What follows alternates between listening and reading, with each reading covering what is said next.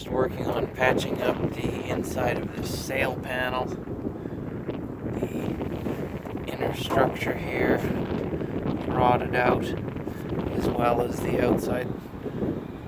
I've got everything cleaned up and ready to weld in some patches. I already closed up what was an antenna hole here, and 4 holes. Made sure that, I don't know how much you can see, the underside is metal finished as well. So we'll get some coatings on that. And this repair will probably finish up for the end of the day.